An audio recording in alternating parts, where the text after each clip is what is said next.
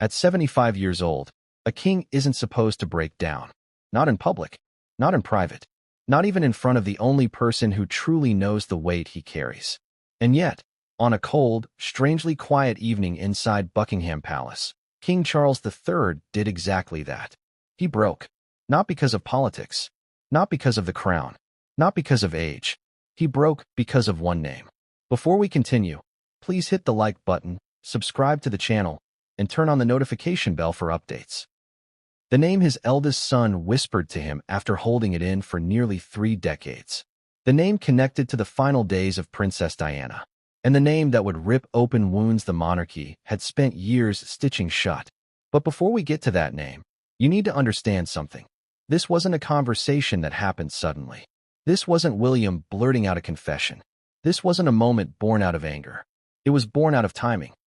And timing, as Diana always said, was the one thing the palace could never control. So let's start there, with the question that sets the entire story on fire. Why did Prince William wait 27 years to finally tell the truth? Why now?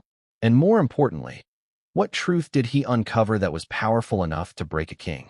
These are the questions the world never thought would have answers. These are the questions the palace hoped would remain buried in dusty files, private diaries, and redacted reports. These are the questions that Diana, with all her intuition and fearlessness, tried to warn the world about, but was silenced before she could. Even now, the very mention of her name brings a particular energy with it. Not just nostalgia, not just grief. There is something electric, haunting, almost prophetic about Diana. She still commands attention. She still stirs emotion. And she still makes people ask, what really happened? Because deep down, no matter what official narratives were stamped, approved, and broadcast across the globe, people never fully believed the story surrounding her death.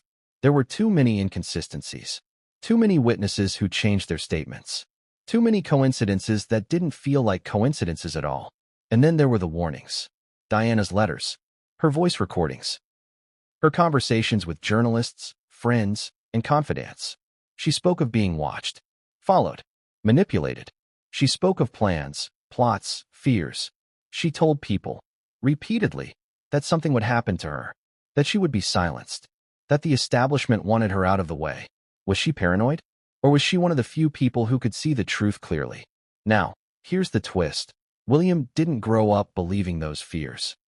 He grew up in the palace, surrounded by royal advisors who convinced him that his mother was emotional, dramatic, vulnerable, that she exaggerated, that she saw enemies where there were none.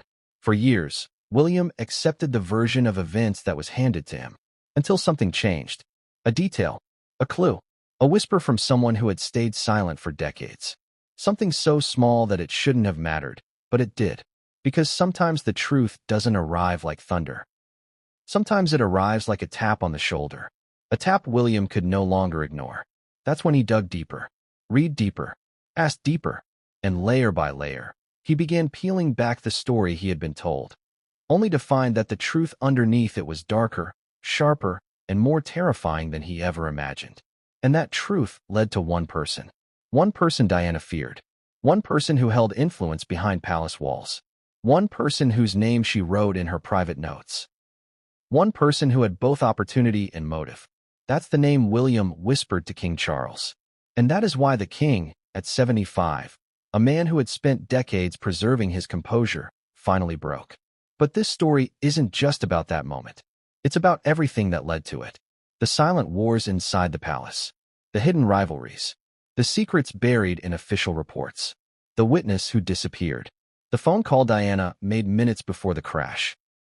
The person who controlled the narrative in the press, and the one clue that tied them all together. Before we dive into those chapters, you need to understand why this story matters right now, why it has resurfaced at this particular moment in royal history, why Prince William felt he no longer had a choice but to tell his father everything. Because the world is changing, the monarchy is changing, and the truth, well, the truth refuses to stay silent forever. And that's the theme that drives this entire expose. Silence always cracks. Lies always crumble.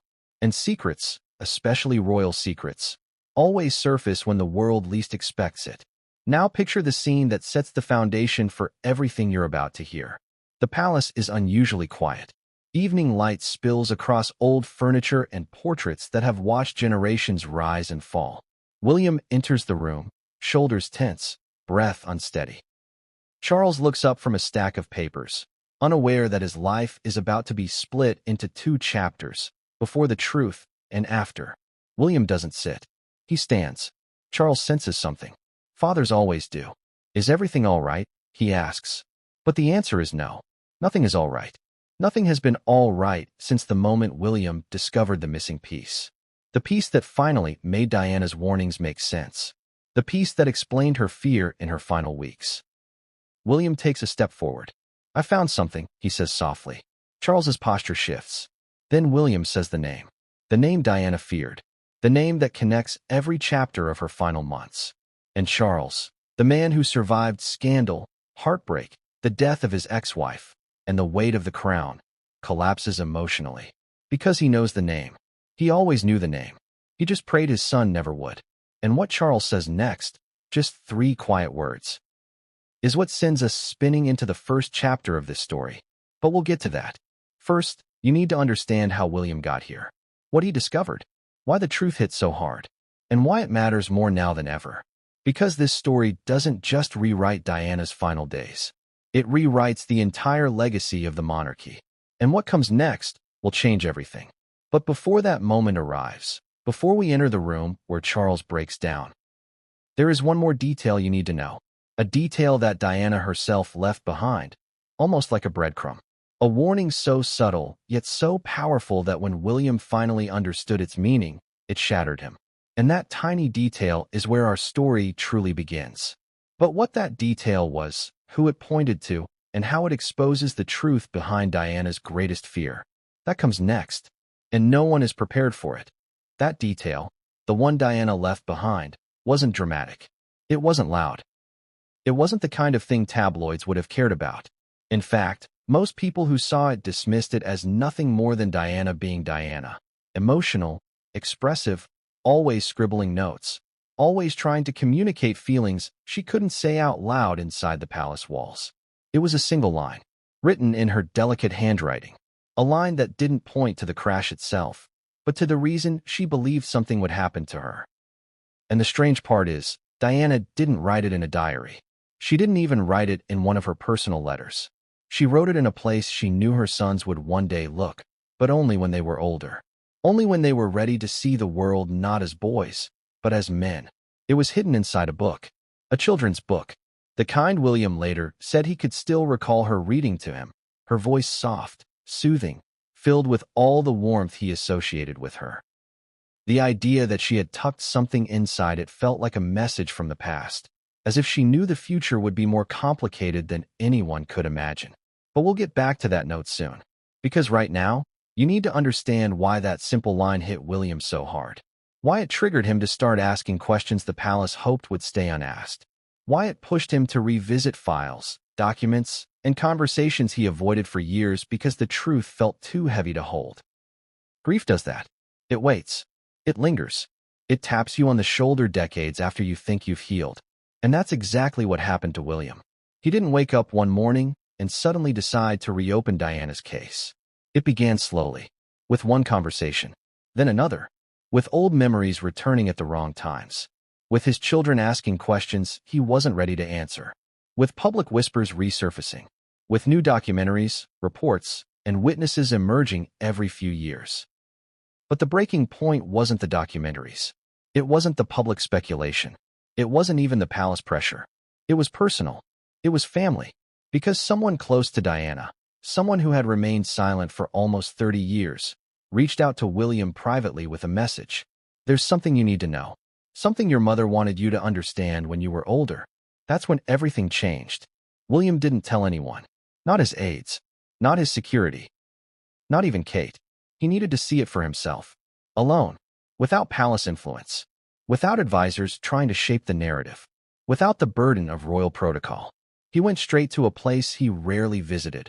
A private archive room in Kensington Palace where a portion of Diana's belongings were stored. Not the items displayed to the public. Not the gowns. Not the photographs. These were the personal things. The things kept away from public eyes. Boxes filled with letters, scripts, childhood drawings, and unfinished thoughts. That's where he found it. The book. And inside it, tucked between 2 pages, the note. One line. One warning. One name she feared. The same name William would one day whisper to his father. But before we reach that line, let's go back to something important. The emotional landscape Charles and William stood on long before this moment happened. For years, every time Diana's name surfaced in public, the monarchy responded in a predictable way: polite statements, respectful silence, dignified comments. But privately, the subject was complicated. Diana wasn't just a memory. She was a storm that never fully blew over. Everything about her life and death remained sensitive territory for the family she once belonged to but felt so distant from. And this is where the emotional tension of our story begins to rise. Charles wasn't ignorant of Diana's fears. He wasn't unaware of her notes. He knew more than the public realized. Not because he was involved, but because he had been warned by Diana herself. Not the way people imagine, not in a dramatic confrontation. It happened quietly, subtly, in passing conversations, in moments where Diana's intuition slipped through as a moment of vulnerability. Charles never forgot those moments. He simply hoped they had no meaning. But life has a strange way of looping back on itself. And when William brought him the truth that connected every fear Diana had, Charles realized something horrifying. Maybe Diana was right. Maybe her warnings weren't emotional at all. Maybe she saw something everyone else missed.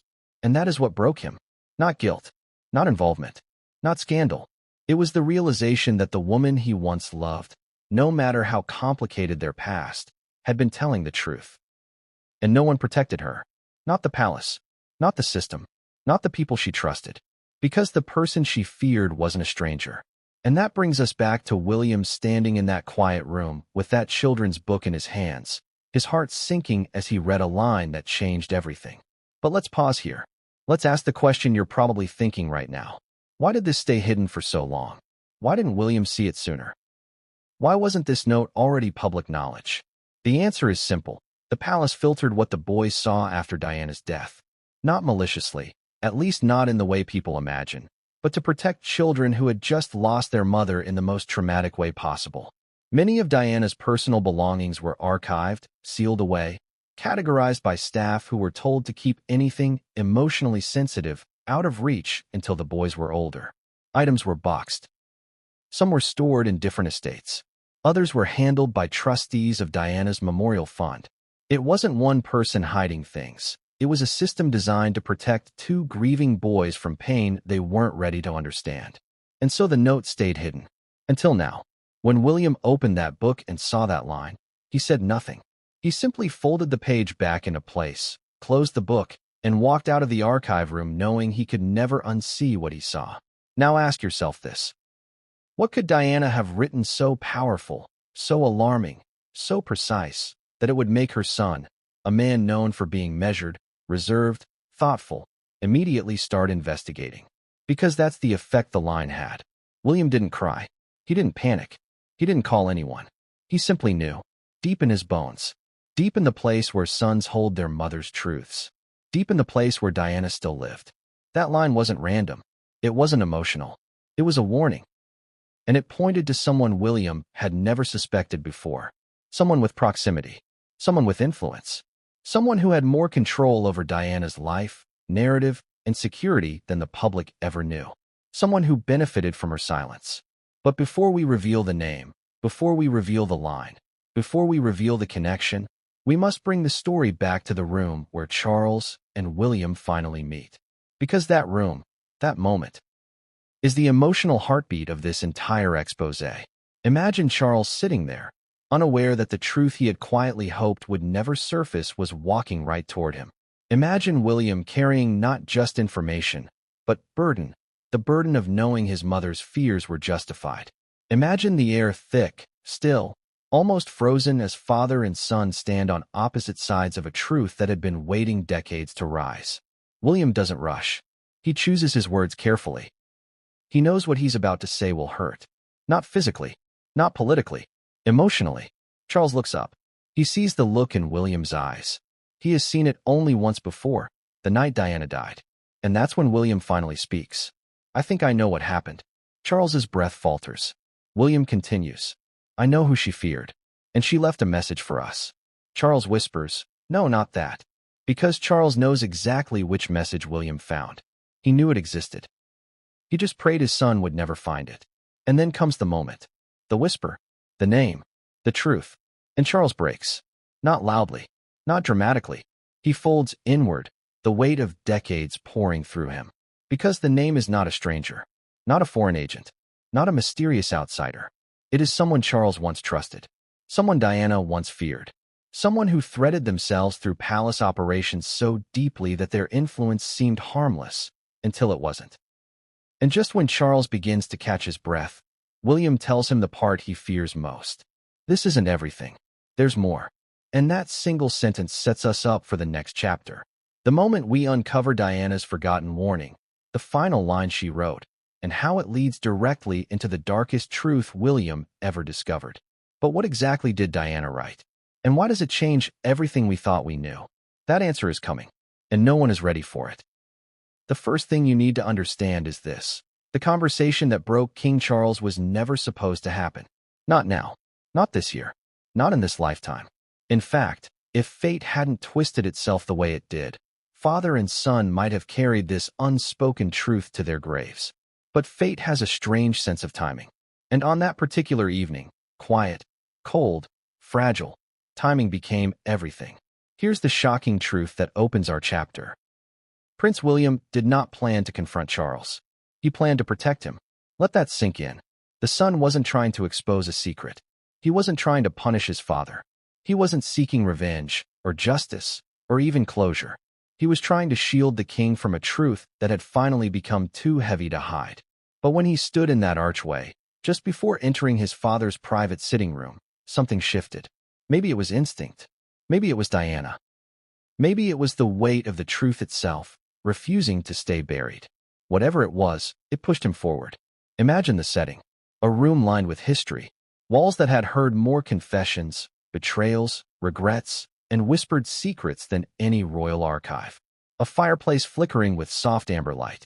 Papers stacked neatly on a mahogany table. Charles, glasses low on his nose, reading quietly with the posture of a man who rarely rests, even when he tries to.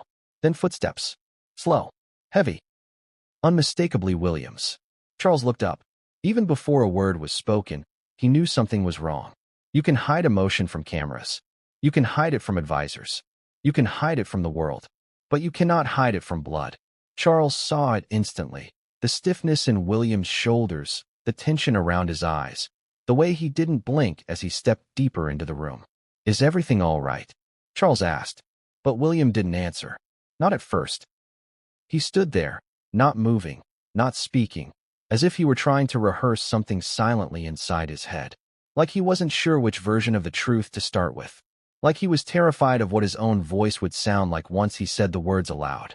Here's where the real emotional twist begins. For almost 30 years, every conversation between Charles and William involving Diana came wrapped in caution. No matter how loving or respectful, there was always a carefulness to it. A delicate dance around memories too painful to touch. But this time, William wasn't here to be delicate. He was here because the truth had become louder than the fear. Finally, he spoke. We need to talk, he said. Not a request. Not a suggestion. A statement. Charles immediately knew this wasn't about royal duties, public appearances, or personal matters. He felt it. The same instinct he had the night Diana died. That same suffocating heaviness. He set his papers aside. All right, he said softly. William took another step forward. I found something. Now pause for a moment and ask yourself, what would you feel if your child said those words to you? Not casually, not in passing, but with a weight that suggested the thing they found could change everything. Charles felt his heart tighten. He tried to keep his voice steady. What did you find? But William didn't answer right away. He paced. He breathed. He clenched his jaw the way Diana used to when she was holding something painful inside. And then, just when Charles was about to repeat the question, William stopped pacing, planted his feet, and looked directly into his father's eyes. You need to hear this from me, he said. Not from an advisor. Not from the press. Not from someone outside this family. From me.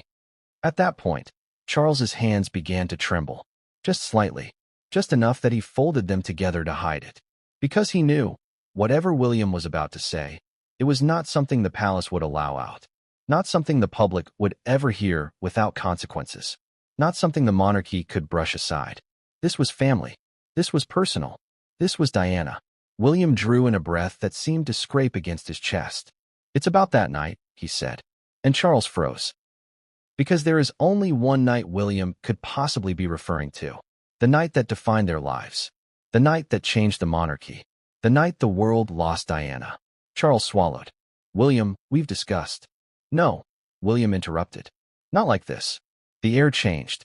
Thickened. Like the room itself was preparing to witness something monumental.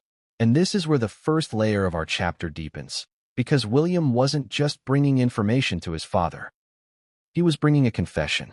He was bringing the truth he had pieced together bit by bit, clue by clue, starting with Diana's hidden note, and ending with the name that connected every unanswered question. But before he said that name, before he cracked his father's world open, William revealed something else. Something even Charles didn't expect. "I didn't go looking for this," William said. "It came to me." This is a crucial detail. William wasn't obsessed. He wasn't suspicious. He wasn't chasing conspiracy theories. The truth found him. Through Diana's forgotten note. Through a witness who returned after disappearing. Through a document he was never supposed to see. Through a conversation with someone who had been waiting decades to speak. And as William explained this to his father, the slow, haunting buildup of clues, Charles's entire posture changed. His shoulders slumped. His breathing softened. His face tightened with grief he had learned to hide from cameras and crowds. Because for the first time in his life, his son sounded like Diana. Not her tone, not her style, her instinct, her ability to sense danger, her ability to see people's true intentions, her ability to speak uncomfortable truths everyone else avoided. And that terrified Charles. He whispered, "William, what are you trying to tell me?" William hesitated. Not because of fear, but because he knew what saying this truth aloud would do to his father, to the monarchy, to the story the world had accepted for decades. "I know who she feared," he said quietly. Charles blinked. "I know who she believed would hurt her." Charles's throat tightened. "And I know," William continued, "why she believed it." Silence. Heavy. Suffocating. Endless. Then Charles asked the question that took all his courage to speak. "Who?" William exhaled. A long, painful, shaking breath, as if releasing air he'd been holding in for years. And then he said the name. The name Diana wrote. The name the witness confirmed. The name that appeared in the suppressed documents. The name that tied every contradiction together. The name Charles recognized instantly. And that was the moment the king broke. Not because he was guilty, but because he knew that the world, the system, the palace, had failed Diana in a way he feared, but could never prove. And now his son had. But the real shock? William hadn't even shared the most devastating part yet. And that is where this chapter heads next. But what William says after revealing the name, the part he almost couldn't bring himself to say, is the moment that turns the truth from heartbreaking to explosive. And no one saw it coming.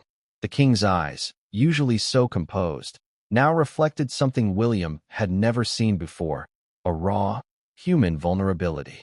It wasn't just shock. It wasn't just disbelief. It was grief layered with decades of suppressed fear, frustration, and regret. Charles had spent most of his adult life performing, projecting strength, absorbing criticism with a stiff upper lip. But in that moment, the facade cracked. Just slightly, but enough that William could see the weight of every decision he had made, or avoided, pressing down on him. William's voice softened. He realized that simply stating the name wasn't enough. His father needed context. He needed to understand the magnitude of what Diana had perceived, the precision of her fears, the clarity with which she had foreseen the consequences of her death. And that meant recounting everything that led up to this moment, every detail Diana had left behind, every subtle hint ignored by the palace over the years. He started with the note, the line from the children's book, the one that had seemed innocuous for decades but now carried a terrifying clarity. He described how Diana had hidden her warning inside something mundane, almost playful, a way to ensure her children could discover it without interference. without knowing how much danger it implied. William explained how he first found it, how he initially hesitated to take it seriously, and how, over months, he began cross-referencing the note with old correspondences, conversations with family friends, and subtle clues left in her diaries and phone records. Every sentence William spoke was carefully measured, each one punctuated by the weight of suppressed anger and sadness. He described inconsistencies in witness statements, discrepancies in timelines, and the peculiar absence of certain security protocols the night of the accident. He shared anecdotes of conversations Diana had had with close confidants, the fear she expressed not just about her own safety, but about the intentions of someone inside her closest circle. As he laid out the evidence, Charles's expression changed subtly with every revelation. First a flicker of recognition, then disbelief, then deep, consuming sorrow. Charles's hands trembled as he reached for a glass of water he didn't touch. He listened without interrupting, every muscle in his body tensing as William revealed the connections, the patterns, the uncomfortable truths that made decades of palace life suddenly seem hollow. Every advisor he had trusted, every official who claimed to safeguard Diana's legacy, every assumption he had made about her fears and instincts, all of it was being challenged. And the more he realized the coherence of the evidence William presented, the more he felt the crushing weight of accountability, even for mistakes he hadn't committed directly. William paused briefly, letting the gravity of the information settle. He didn't want to rush. He needed Charles to internalize this, to truly comprehend that the world had not been as it seemed, and that Diana's intuition, once dismissed as anxiety or paranoia, had been frighteningly accurate. Then William leaned slightly closer and said something he had rehearsed countless times but never spoken out loud. This person, she warned us about them. She feared them above anyone else. Charles swallowed hard.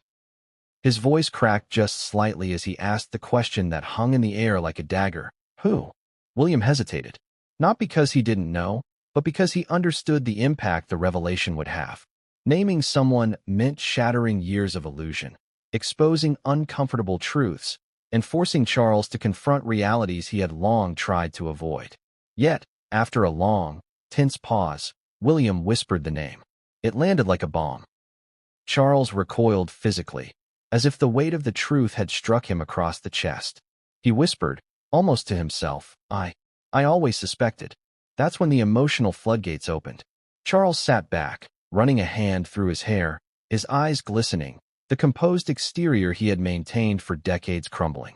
For the first time in years, he allowed himself to be utterly human. Overwhelmed by grief, shame, and the piercing reality that his ex-wife's warnings had been ignored, suppressed, and dismissed. The room, once filled with anticipation and tension, now seemed suffocatingly small. The walls, lined with portraits of monarchs past, witnessed this historic confrontation, the meeting of father and son over a truth the world wasn't yet ready to hear. William, despite the intensity of the moment, remained steady, providing context, recounting evidence, and preparing his father for the next revelation, the part that would forever change Charles's perception of the people around him, the monarchy, and the very night that altered history. And just when Charles began to find a shaky equilibrium, when he thought he had absorbed the initial shock, William leaned closer, voice low, filled with quiet intensity. There's more. And it's something you need to understand before the world ever does. At that moment, Charles's heart raced. His mind spun through decades of memories, decisions, and palace life, trying to process what his son was about to say next. He felt a deep, visceral tension, the kind that only comes when a long-buried truth is about to surface, and the consequences cannot be contained. William's eyes met his father's, steady, unwavering, almost pleading. You need to know everything. Every detail. Every connection. Every secret she tried to protect us from. Only then will you understand why she feared them so much. Charles leaned back, exhaling sharply, hands trembling. William, I don't know if I'm ready. William's answer was firm. You have to be. Because the moment we hide it, it's no longer protection. It's betrayal. And that, right there, was the opening salvo of a conversation that neither father nor son could have anticipated. A dialogue about truth, fear, and the shadows lurking within the palace walls. The first 10 minutes of their exchange set the stage for a cascade of revelations that would challenge every assumption Charles had about Diana's death, the people around him, and the fragile veneer of control that had defined his reign. But just when Charles thought he could absorb the gravity of the situation, William dropped the next bombshell. The person she feared isn't gone. They're still here. And they still hold influence.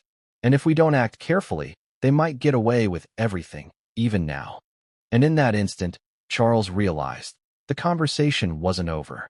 In fact, it had only just begun. The most powerful warnings are often hidden in plain sight.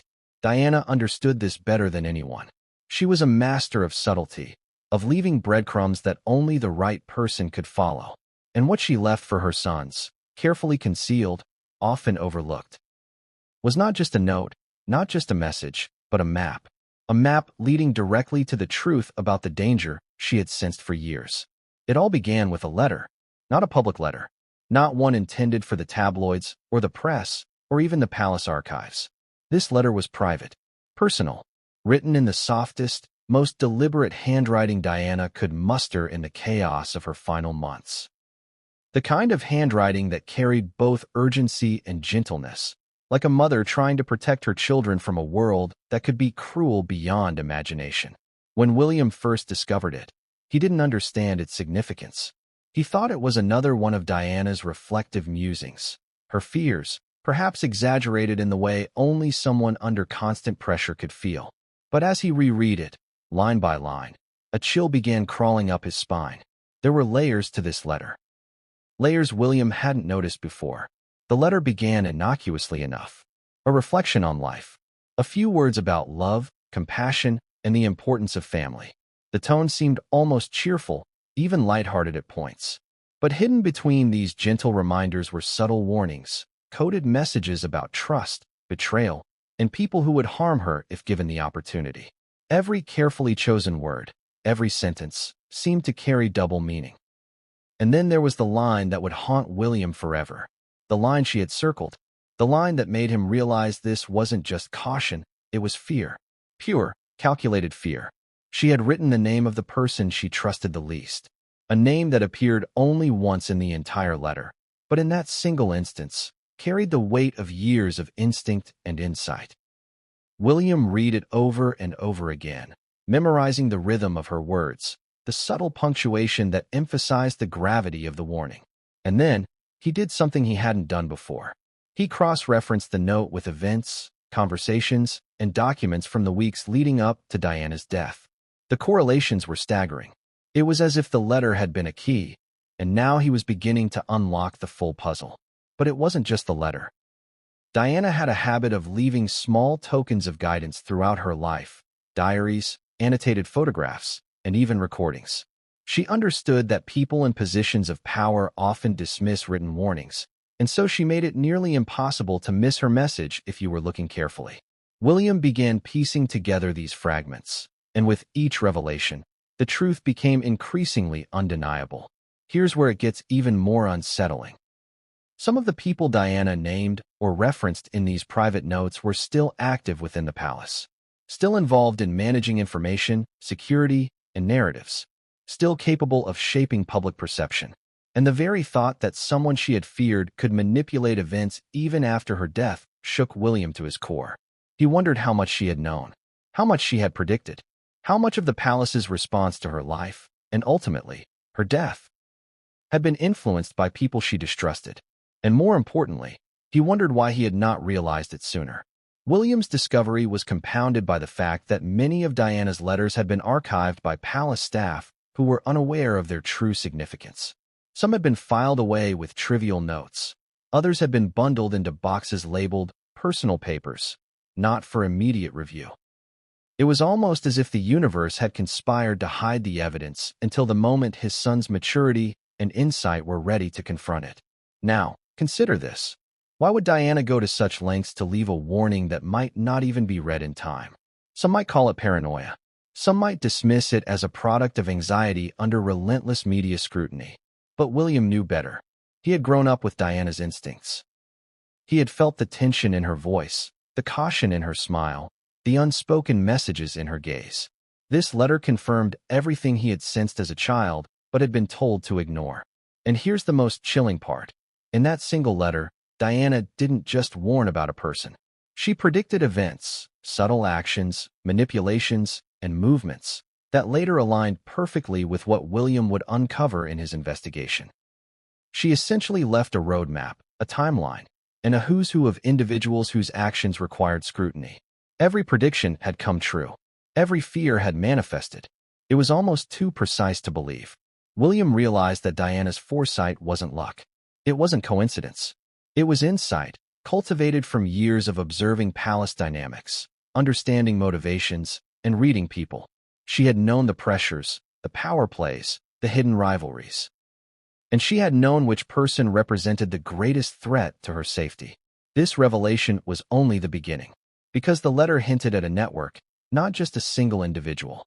There were people around Diana who were aware, to some extent, of her fears, those who could have acted, warned her, or protected her, but didn't. And William began to understand how the lack of action, combined with deception and manipulation, created the perfect storm. The emotional toll of the letter was staggering. William felt rage, sorrow, guilt, and awe all at once. Rage at those who had failed her, sorrow for the mother he had lost, guilt for the years he hadn't fully understood, and awe at Diana's intelligence, bravery, and prescience. And just when he thought he had absorbed everything, another layer of shock emerged. There was a postscript, a cryptic addition at the bottom of the letter, written in slightly smaller script. It was almost invisible, like an afterthought, but its meaning was devastating.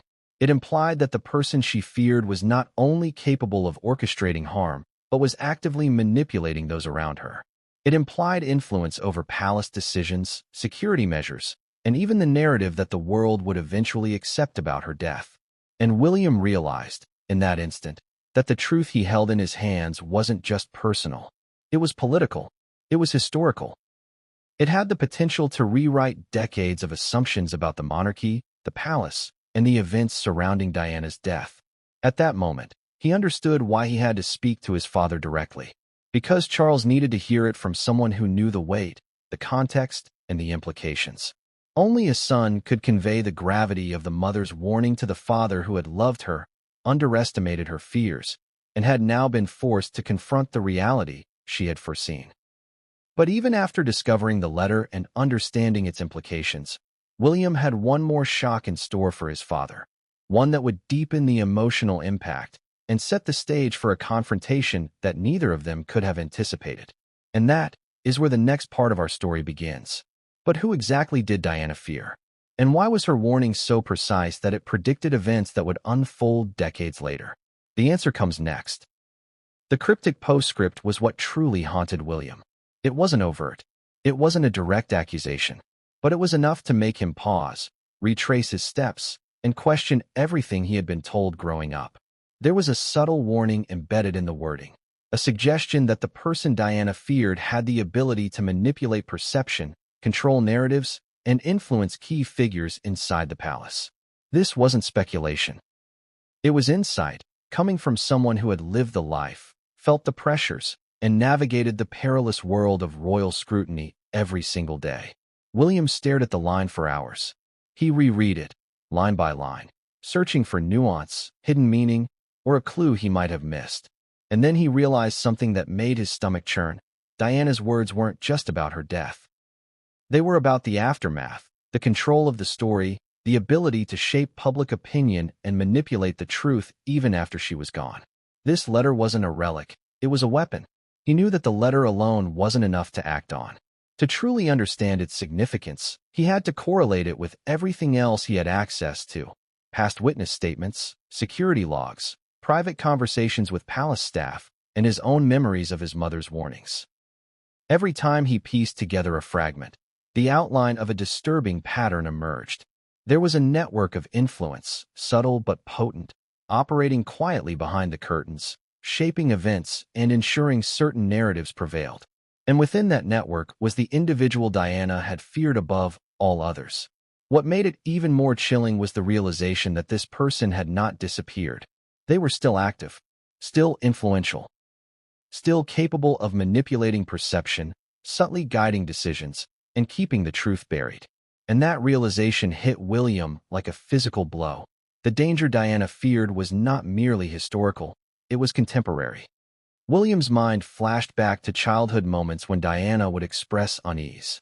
He remembered the tension in her voice, the guarded glances, and the subtle cautions she offered him and Harry about trusting everyone around them.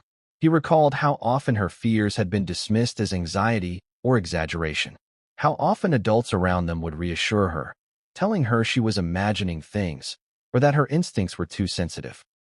And yet now, decades later, he saw with perfect clarity that her intuition had been precise, remarkably so. She had sensed patterns, motivations, and potential threats that adults around her either didn't notice or chose to ignore. This insight, combined with the letter, led William to a critical understanding. Diana's warnings were not just maternal concern, they were intelligence. Carefully considered, meticulously recorded intelligence designed to protect her children and expose the vulnerabilities of those who wielded influence behind the palace walls. And her foresight was horrifying in its accuracy. But it wasn't just about the person she feared. It was about the system that allowed them to operate unchecked. The network of silence, compliance, and influence that had developed over the years. The palace had rules, hierarchies, and protocols, but what Diana had discovered was that human ambition and fear could override protocol at critical moments. That realization struck William deeply. The very environment his mother had warned him about had enabled her death in subtle ways, through omission, manipulation, and control. William began to see the full scale of what Diana had left behind. It was more than a letter. It was a framework for understanding the risks she had faced, the manipulation she had endured, and the people who had positioned themselves to benefit from her absence. And when he considered this, a deep anger rose within him, not just at those responsible, but at the system itself, and at the decades of denial, suppression, and avoidance that had allowed the pattern to continue unnoticed. At that moment, William understood that the letter was not only a warning for him, it was a directive. It was a guide on how to approach the truth responsibly, how to confront it strategically, and how to deliver it in a way that preserved not only the memory of his mother, but also the integrity of the monarchy. It demanded caution, courage, and clarity. And this was exactly why he had gone directly to his father. Charles, who had lived through decades of public scrutiny, personal scandal, and heartbreak, needed to hear it firsthand. Not from advisors, not from the press, and not from whispers. He needed to hear the truth from the one person who understood it at its deepest level, his son, carrying the insights of Diana's foresight, combined with his own investigative work. The moment William entered that room, the air changed. He didn't announce the letter immediately. Instead, he began laying out the pieces, one by one, small details, overlooked inconsistencies, subtle patterns, and corroborated evidence. Charles listened, sometimes nodding slightly, sometimes silent, processing the implications of each revelation. And then, with careful deliberation, William revealed the letter, its contents, and most importantly, the name Diana had feared. Charles's reaction was immediate and profound. His composed exterior cracked. His eyes widened. His lips parted in disbelief, a soundless gasp escaping his throat. He whispered, almost to himself, I suspected. But the most dramatic moment was yet to come, because revealing the name alone wasn't enough. William had to explain the significance, the context, and the ramifications. He had to convey the foresight embedded in Diana's words, the strategic nature of her warning, and the subtle brilliance of how she had encoded her message to protect them. He had to make Charles see that the letter was not merely an expression of fear. It was a roadmap, a warning, and a call to action all at once. And as William began unraveling these layers, the king's mind raced. He saw the implications for the palace, for the monarchy, and for the family he had spent a lifetime trying to protect. He understood, in that instant, that this conversation would forever alter the way he saw Diana, the decisions he had made, and the environment that had allowed such manipulation to occur. The weight of decades of misunderstanding, denial, and suppressed truths bore down on him. And as he absorbed the meaning of the letter, the network Diana had identified, and the person she had feared, Charles realized the enormity of what his son had uncovered. It wasn't just a revelation, it was a reckoning.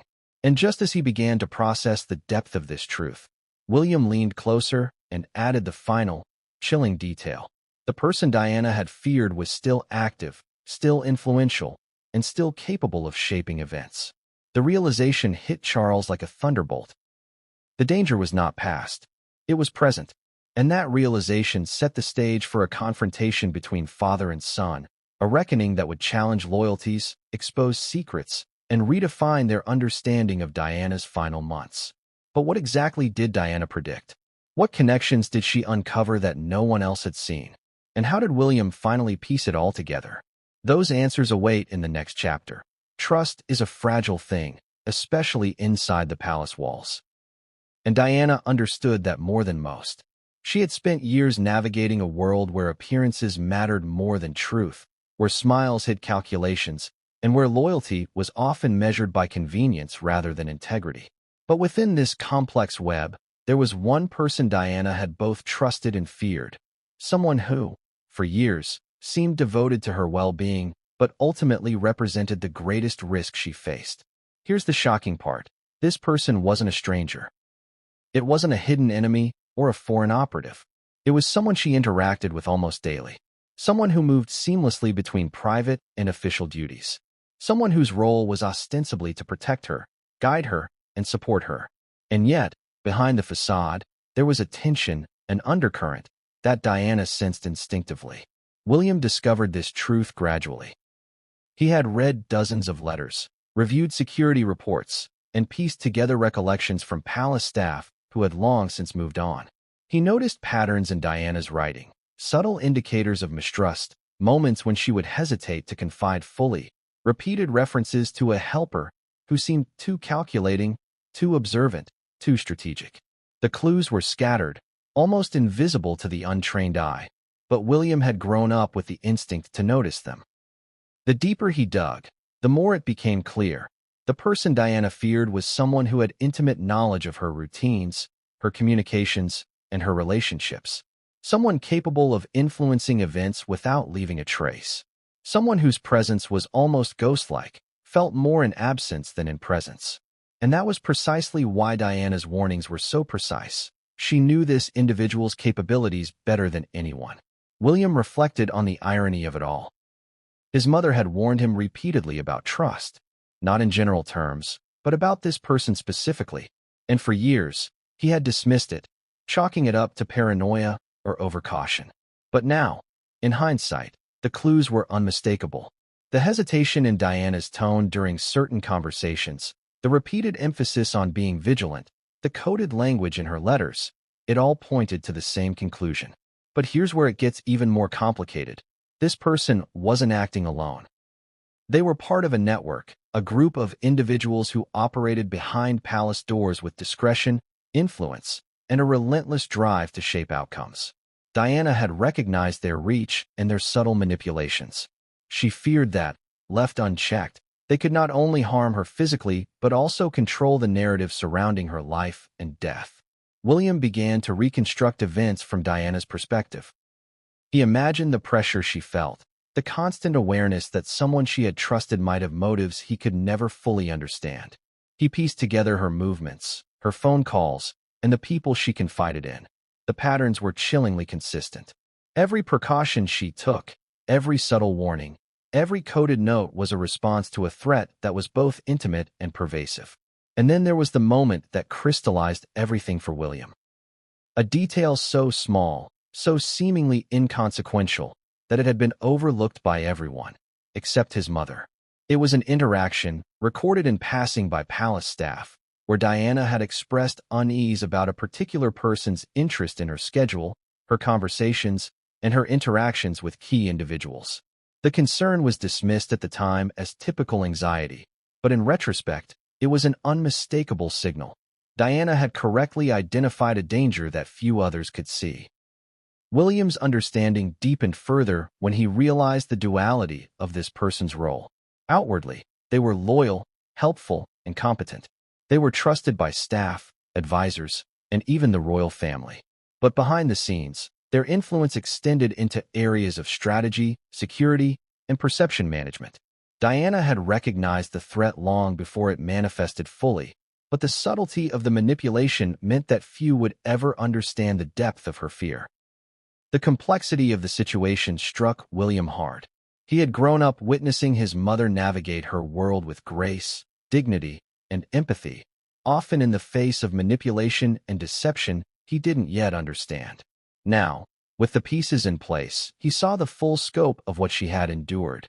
The delicate balance between trust and fear, love and caution, exposure and protection. And here's where the tension escalates. William realized that the person Diana had feared wasn't just a threat in isolation. They had the means to influence the actions of others, to shape decisions, and to obscure the truth.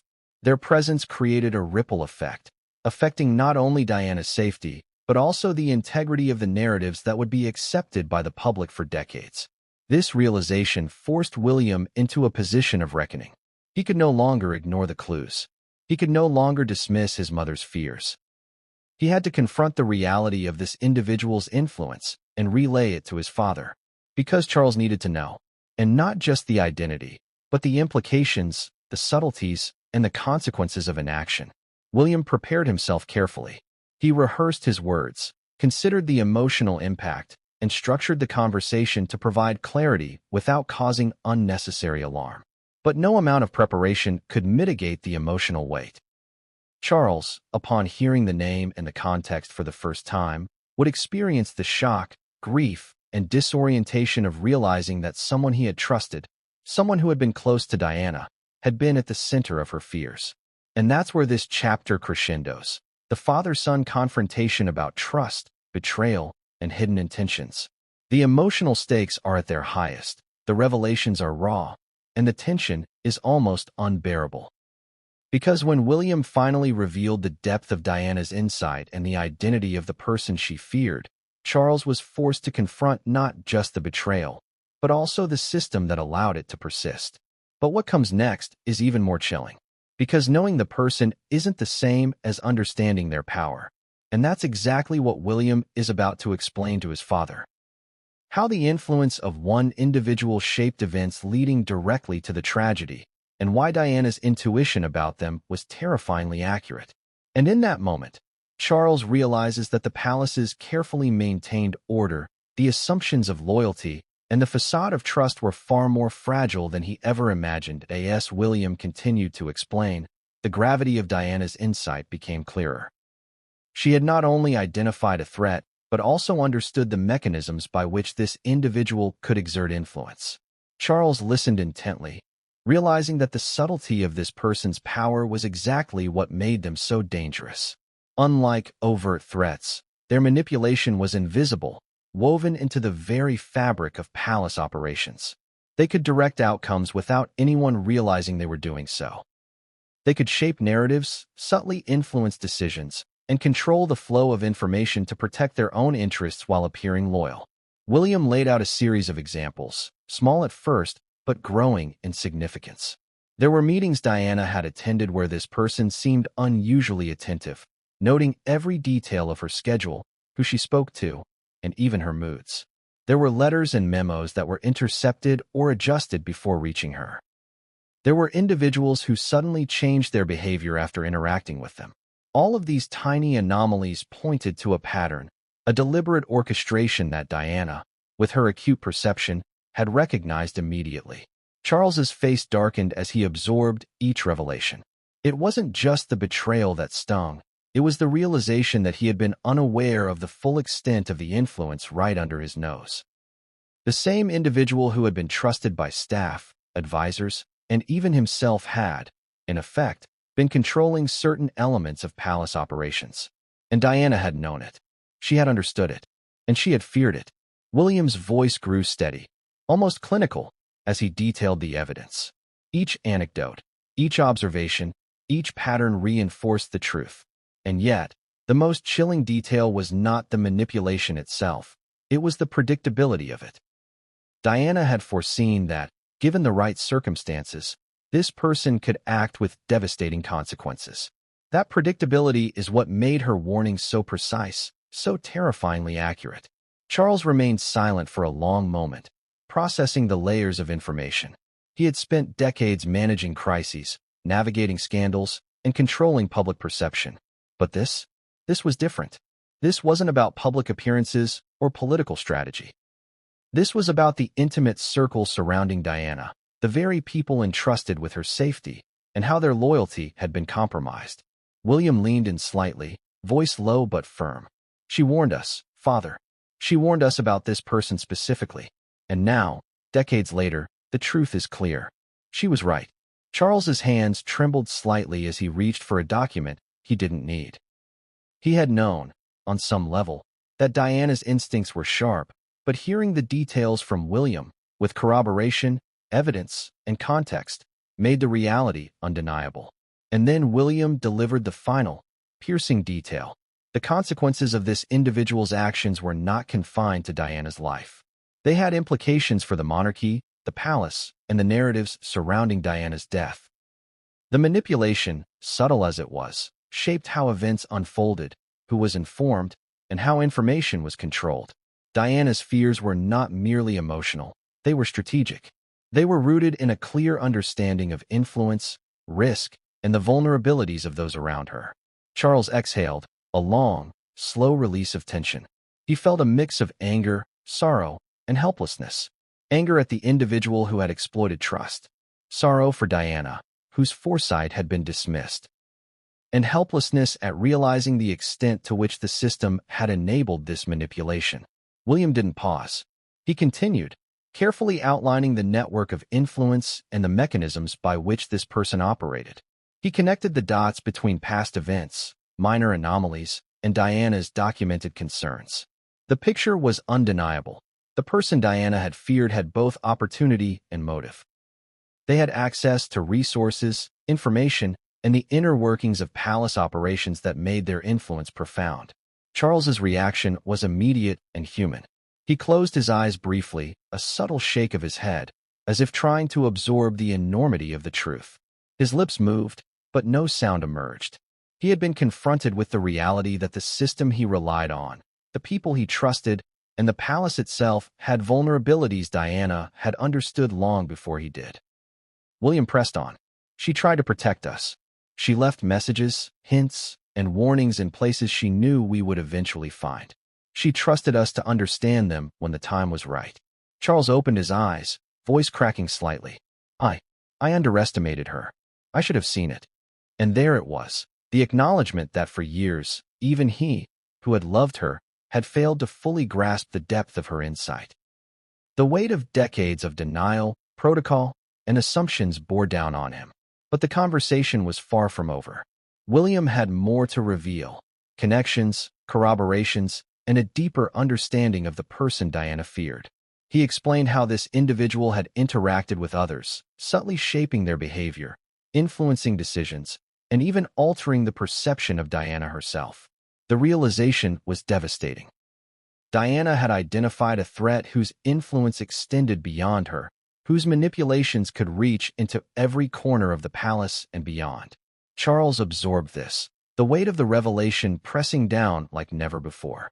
He realized that the protective structures he relied upon were not infallible, that the assumptions of loyalty, the networks of trust, and even the intentions of close advisors had been compromised in ways that he had never fully understood. And just when he thought he could process the information, William leaned closer and added the final, chilling insight. The individual Diana had feared was still active, still influential, and still capable of shaping events even today. Charles felt the chill of that reality. The past was not past. The danger remained. And the person Diana had trusted, then feared, had continued to operate, invisible but potent, influencing outcomes and controlling narratives with subtle precision. The magnitude of the revelation left both father and son in stunned silence. The conversation that was never meant to happen had begun, and it would reshape everything they thought they knew about Diana, the palace, and the true dynamics behind the events that had so tragically unfolded. But there was still one more piece William needed to deliver. The final connection that tied Diana's fears, the letter, and the person she trusted together in a way that would leave Charles reeling. And that connection is coming next.